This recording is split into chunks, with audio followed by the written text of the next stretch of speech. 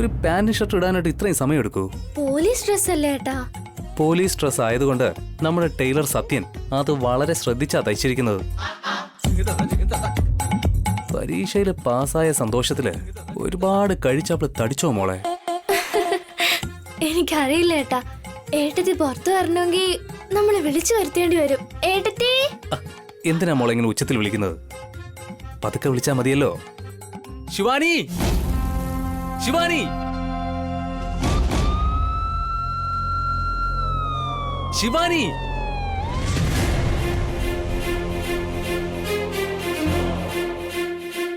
ഇത്ര പതുക്കെ വിളിച്ചാ മതിയെന്ന് എനിക്കറിയില്ലായിരുന്നു. പക്ഷെ ഏട്ടത്തി റെഡിയാക്കാനായിട്ട് 2 ചേച്ചിമാരും പോയതല്ലേ, അവരിതുവരെ വന്നില്ലല്ലോ. അതിന് ഇതിന്റെയൊക്കെ ആവശ്യം എന്തുവാ? മോളെ ഗൗരി, ലക്ഷ്മി, അകത്ത് നിങ്ങൾ എന്താ ചെയ്തോണ്ടിരിക്കുന്നത്? വരുന്നു ഏട്ടാ.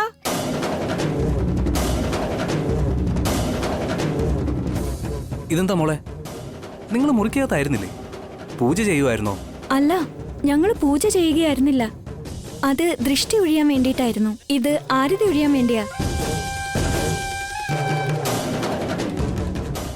നിങ്ങൾ വന്നു, പക്ഷെ ഏട്ടത്തി വന്നില്ലല്ലോ. Yes, coming.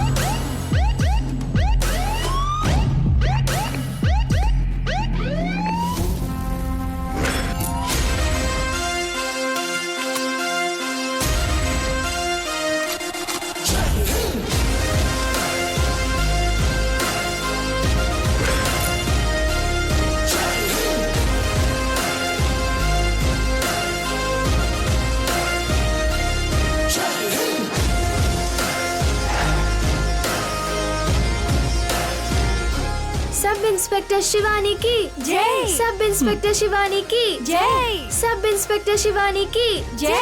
മതി മതി മതി, നിങ്ങളുടെ ആർപ്പ് വിളികളൊക്കെ ഒന്ന് നിർത്തോ. അതിനുവേണ്ടി ഞാൻ എന്താ ചെയ്തത്?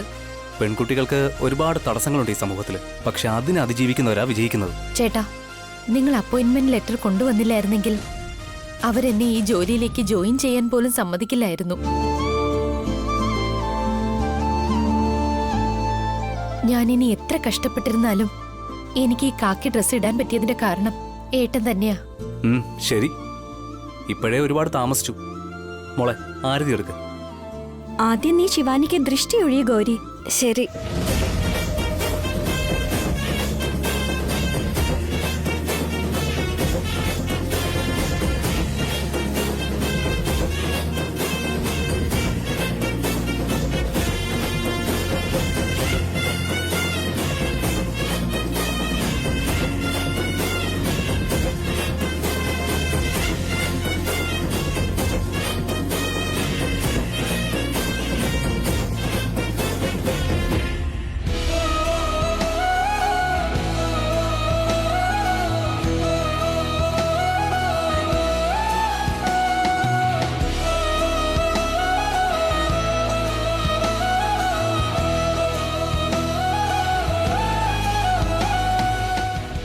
മേലെ ആരുടെ ദൃഷ്ടിപ്പെടാനാ?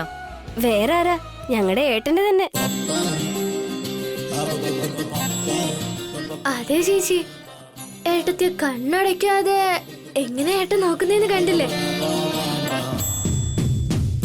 വൈകിട്ട് എത്തിയാലുടനെ ഏട്ടത്തിയുടെ കയ്യില് പാൽ ഗ്ലാസ് കൊടുത്ത് മുറിയിലേക്ക് വിടുമല്ലോ. അതിനുശേഷം എത്ര നേരം വേണമെങ്കിലും രണ്ടുപേരും പരസ്പരം നോക്കിക്കൊണ്ടിരുന്നോട്ടെ. നിങ്ങളൊന്നും മിണ്ടാതിരിക്കുന്നുണ്ടോ? ഇവൾ ആദ്യം ഡ്യൂട്ടിയിൽ ജോയിൻ ചെയ്യട്ടെ. നിന്റെ മേല് ആരുടെയും ദൃഷ്ടി വീഴാൻ പാടില്ല. ഞങ്ങൾ ഇങ്ങനെയൊക്കെ പറയുന്നത് പോട്ടെ, ഏട്ടൻ നിന്നെ ഇങ്ങനെ നോക്കുന്നുണ്ടെങ്കിൽ ഏട്ടന് നിന്നോട് സ്നേഹവും വാത്സല്യവും ഒക്കെ ഉണ്ടെന്നല്ലേ അർത്ഥം ശിവാനി? ആ, എത്രത്തോളം സ്നേഹമുണ്ടെന്ന് നാളെ രാവിലെ അറിയാൻ കഴിയും. വായിൽ വരുന്നത് വിളിച്ചു പറഞ്ഞ സമയം കളയാതെ ഇറങ്ങാൻ നോക്ക്. വാ. ഒരു നിമിഷം ചേട്ടാ. ഏയ് ശിവാനി, ഇപ്പോഴേ ടൈമായി. ഇവൾ എന്ത് ചെയ്യാൻ അകത്തേക്ക് പോയത്?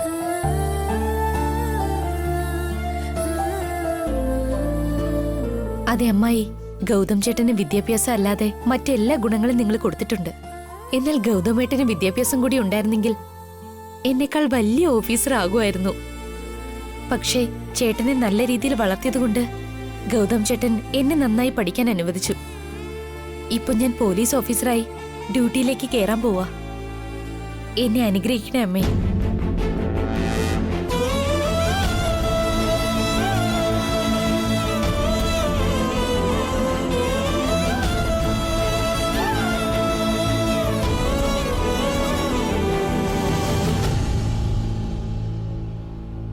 ഏട്ടാ, വൈകിട്ട് നേരത്തെ വീട്ടിലേക്ക് വരണേ.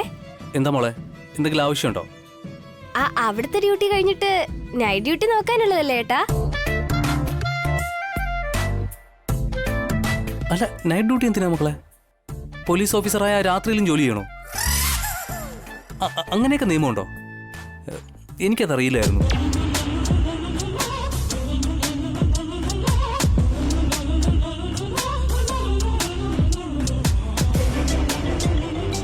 നിങ്ങളുടെ ചേട്ടന് ഒന്നും അറിയില്ല. പെട്ടെന്നൊരു ദിവസം എന്റെ കഴുത്തിലങ്ങ് താലി കെട്ടി. അതല്ലാതെ വേറെന്താ അറിയാം? ഈ അനിയത്തിമാരെ വളർത്തി വലിയ ആളാക്കണം എന്ന് മാത്രം അറിയാം. വേറെ ഏതെങ്കിലും പെൺകുട്ടികളെ നോക്കിയാലല്ലേ ഇതൊക്കെ അറിയാൻ പറ്റുള്ളൂ. നോക്ക്, എന്റെ സഹോദരിമാരുടെ മുന്നിൽ വെച്ച് നീ ഇങ്ങനെയൊന്നും സംസാരിക്കാൻ പാടില്ല കേട്ടല്ലോ. പിന്നെ നൈറ്റ് ഡ്യൂട്ടി എന്ന് പറഞ്ഞോ നിങ്ങൾക്കറിയാൻ പാടില്ലേ? അത് നിനക്കറിയാമെങ്കിൽ പറഞ്ഞൂടെ? അമ്പട കള്ള, എന്റെ വാഗുകൊണ്ട് തന്നെ അതൊക്കെ കേൾക്കണം അല്ലേ? അത് പിന്നെ ഫസ്റ്റ് നൈറ്റ്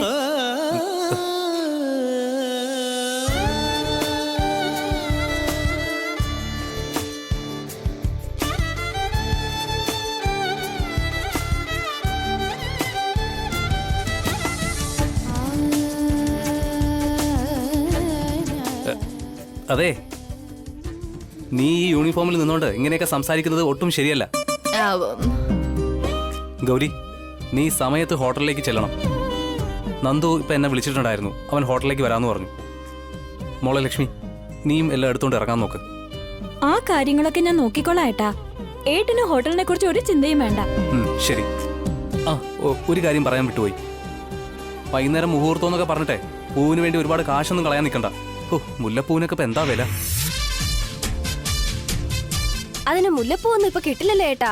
സീസൺ ഒക്കെ കഴിഞ്ഞില്ലേ? മുല്ലപ്പൂവൊന്നും വേണ്ട മോളെ, ജമന്തി പൂവായാലും മതി. അയ്യോ, ഫസ്റ്റ് നൈറ്റിന് ആരെങ്കിലും ജമന്തി പൂ ഇടുവോ ഏട്ടാ? കാരണം അതിന്റെ റേറ്റ് കുറവായതുകൊണ്ടാ ഏട്ടൻ അങ്ങനെ പറഞ്ഞത്. അയ്യോ, ഞാൻ ഇപ്പൊ തന്നെ നന്നായി മുടിയൊക്കെ ചീകി കെട്ടി നിക്ക. ഇല്ലായിരുന്നെങ്കിൽ നിങ്ങളുടെ ഏട്ടന്റെ കണ്ടീഷൻസ് കേട്ട് ഞാൻ എന്റെ മുടി പിടിച്ച് വലിച്ചേനെ. അല്ല ശിവാനി, കല്യാണത്തിന് വേണ്ടി ചെലവാക്കുകയാണെങ്കിൽ അതിന് അർത്ഥമെങ്കിലും ഉണ്ട്. ഇതിപ്പോ ആവശ്യമില്ലാത്ത പൈസ ചെലവാക്കുന്നത് നമ്മളെ പോലെയുള്ള ആൾക്കാർക്ക് പറ്റിയതല്ല ശിവാനി. ചേട്ടാ, ആ കാര്യങ്ങളൊക്കെ നമുക്ക് വൈകുന്നേരം ആവുമ്പോ നോക്കാം. ആദ്യം നമുക്ക് ഓഫീസിൽ പോണം. വന്നേ. ഹലോ ചേട്ടാ.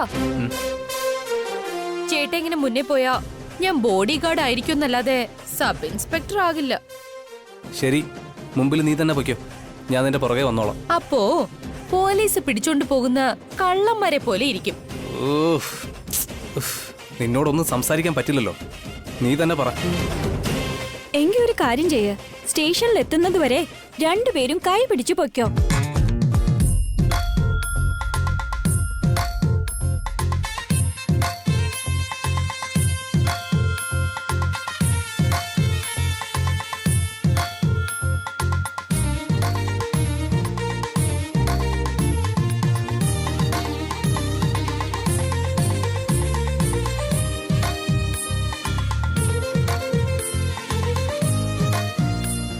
ഏട്ടാ, ഒരു മിനിറ്റ്, ഈ ഡ്രസ് നന്നായിട്ടുണ്ട്. ഒരു ഫോട്ടോ എടുത്താലോ?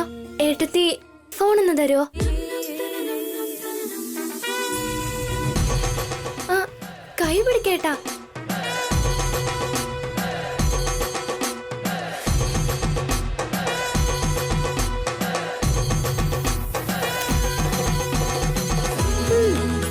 നന്നായിട്ടുണ്ട്. ഇതേട്ടത്തി. നിങ്ങൾ പൊക്കോ.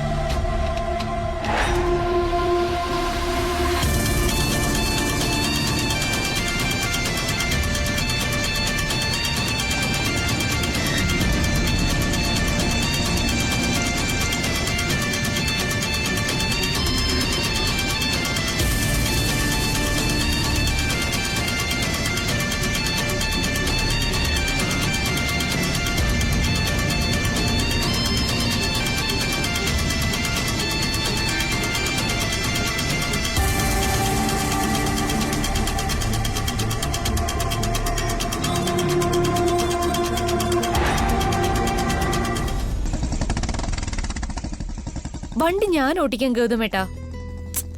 ഡ്രസ്സൊക്കെ അയൺ ചെയ്ത് നല്ല പോലെ ഇരിക്കുന്നത് ഇപ്പോ. തൊപ്പിയും വെച്ചിട്ടുണ്ട്. തുണിയൊക്കെ ചുളുങ്ങി തൊപ്പി പറന്നു പോയി കഴിഞ്ഞാൽ അത് ശരിയാവില്ല ശിവാനി. കൂളിംഗ് ഗ്ലാസും വെച്ചിട്ടുണ്ടല്ലോ ചേട്ടാ, അതിനെന്താ പറയാ? അത് വെയിൽ കണ്ണിൽ അടിക്കാതിരിക്കാൻ വേണ്ടിയിട്ടാണെന്ന് പറയും. അത് അവിടെ തന്നെ ഇരുന്നോട്ടെ.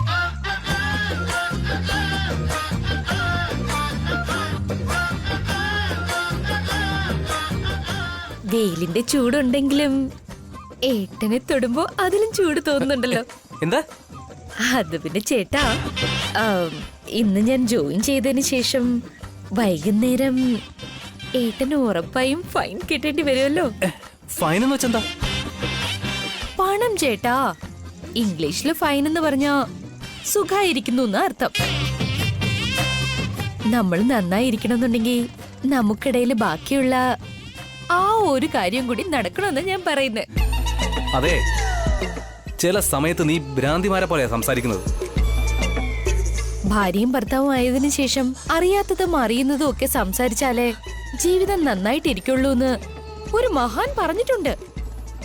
അയാളിപ്പോ എവിടെയുള്ളത്? എവിടെങ്കിലും ഒക്കെ കാണുന്നേ. അത് ഏട്ടനിപ്പോ അറിയണമെന്നുണ്ടോ? അല്ല, നീ ഇപ്പോ ഈ ലോകത്ത് തന്നെയല്ലേ ജീവിക്കുന്നത്? ചേട്ടന്റെ പിന്നിലല്ലേ ഇരിക്കുന്നേ.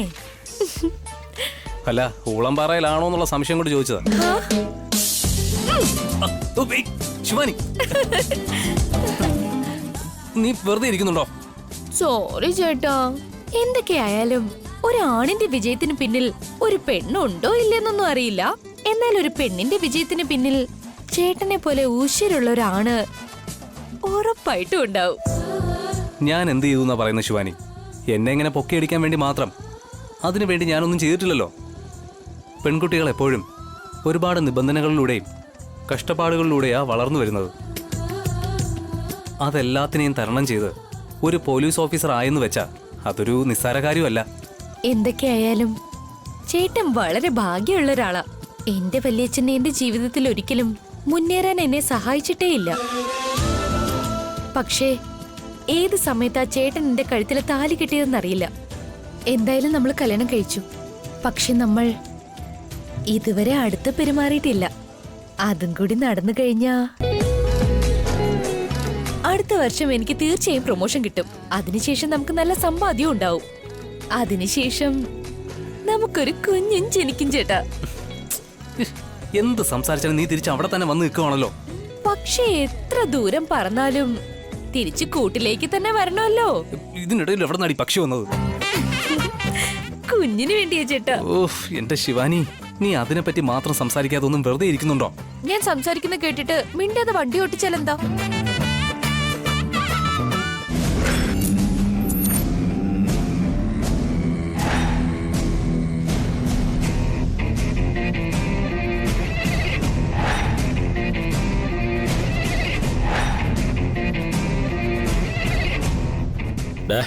അവർ ഈ വഴി തന്നെ വരുമോ?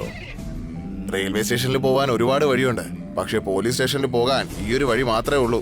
എന്നാലും ഒരു പെണ്ണിനെ തടയാൻ നമ്മളെപ്പോലുള്ളവരുടെ ആവശ്യമുണ്ടോ? നമ്മള് തടയേണ്ടത് ആ പെണ്ണിനെ അല്ല, അവളുടെ പുറകെ തീ പോലെ ഉറച്ചു നിൽക്കുന്ന ഒരുത്തനുണ്ടല്ലോ, അവനെയാ. കണ്ടാലൊരു പാവം പോലെയാ, പക്ഷെ അവൻ തീയാണ്. മുതലാളി പറഞ്ഞില്ലേ ഗൗതമിനെ ഒന്ന് ശ്രദ്ധിക്കണമെന്ന്. എന്തെന്ന് വെച്ചാ അവൻ അത്രയും ഡേഞ്ചർ ആയോണ്ടാ.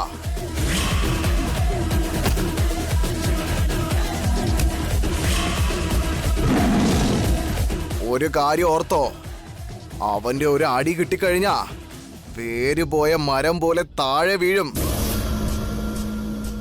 ഡാ, മദ്യം കുടിച്ചതിന്റെ മത്ത് നിനക്ക് ഇതുവരെ മാറിയിട്ടില്ലടാ. നമ്മുടെ മുതലാളി ഇവനെ കൊല്ലാനായിട്ടാ ഇങ്ങോട്ട് പറഞ്ഞു വിട്ടത്. നമ്മുടെ പേരിൽ എന്തെങ്കിലും സംശയം തോന്നിയാൽ പിന്നെ നമ്മുടെ കാര്യം പോക്കാ. ആ അവനെ എങ്ങാനും വെറുതെ വിട്ടാ മുതലാളി നമ്മുടെ ജീവൻ എടുക്കും. നമ്മുടെ ജീവൻ സംരക്ഷിക്കണമെങ്കിൽ നമ്മൾ ആദ്യം അവന്റെ ജീവൻ എടുക്കണം.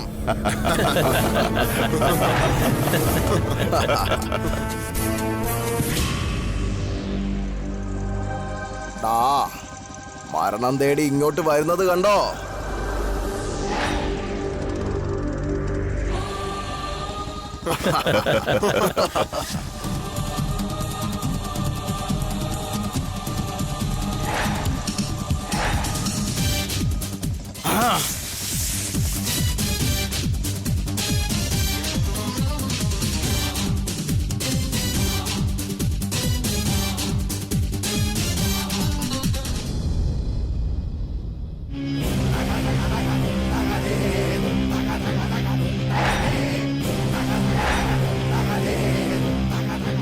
എന്തു പറ്റിയേട്ടാ? ആണിയിൽ എന്തോ കൊണ്ട് വണ്ടി പഞ്ചറായെന്നാ തോന്നുന്നത്. ഇവിടെ ഇതൊക്കെ ആരാ കൊണ്ടിട്ടത്? എന്തു പറ്റി അനിയാ? വണ്ടി പഞ്ചറായി പോയോ? അതെ, അത്യാവശ്യമായിട്ട് എൻ്റെ വൈഫിനെ പോലീസ് സ്റ്റേഷൻ വരെ കൊണ്ടാക്കണം. അയ്യയ്യോ, ഇനിയിപ്പോ എന്താ ചെയ്യാ? നിങ്ങളുടെ വണ്ടി ഒന്ന് തന്നിരുന്നെങ്കിൽ എനിക്ക് ഇവളെ ജോലിക്ക് കൊണ്ടുവിടാമായിരുന്നു. ആ ഇവര് പുലിയുടെയും പശുവിന്റെ ഒക്കെ കഥ പറയാ.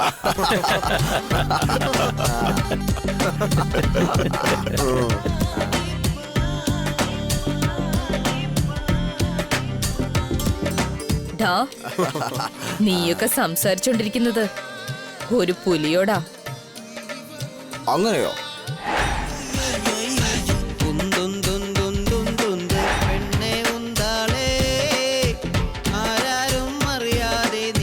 ഏയ് ശിവാനി,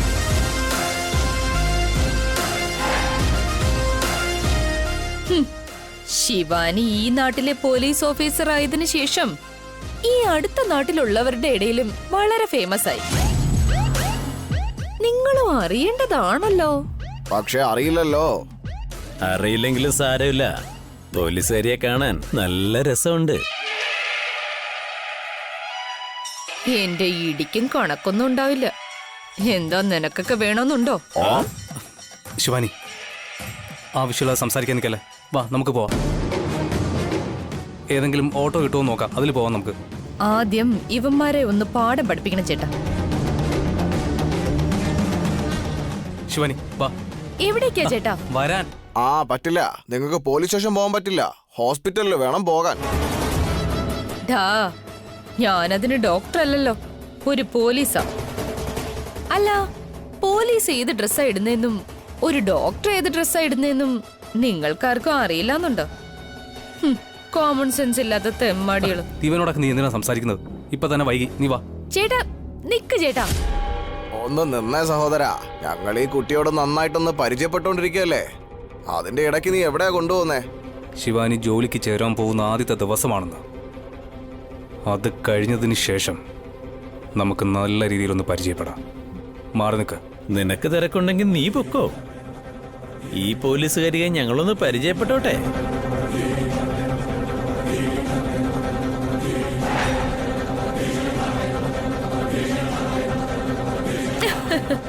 എടാ മരം മണ്ടന്മാരെ, നിങ്ങൾക്ക് എന്റെ ഭർത്താവിനെ കുറിച്ച് അറിയില്ലെന്നാ തോന്നുന്നത്.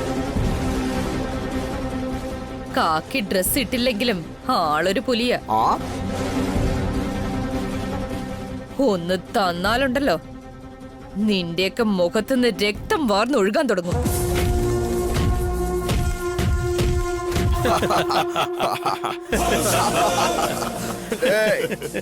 കുട്ടി ഭയങ്കര ബിൽഡപ്പ് ആണല്ലോ അവന് കൊടുക്കുന്നേ. ശിവാനി നീ വാ പോ. ഏയ്, പറഞ്ഞത് മനസ്സിലായില്ലേ അനിയ? ചേട്ടാ, വയലൻസ് ഒന്നും ഇല്ലാതെ ആദ്യ ദിവസം ഒരു പ്രശ്നവും ഇല്ലാതെ ഡ്യൂട്ടിയിൽ ചെന്ന് ജോയിൻ ചെയ്ത് രജിസ്റ്ററിൽ സൈൻ ചെയ്ത് സല്യൂട്ട് അടിക്കാന്ന് വിചാരിച്ചതാ. പക്ഷേ ഇവർക്കൊരു അടി കൊടുക്കാതെ അതൊന്നും നടക്കില്ലെന്നാ തോന്നുന്നത്. അത്രയ്ക്ക് അഹങ്കാരോ? അത്രയ്ക്ക് അഹങ്കാരോന്ന്?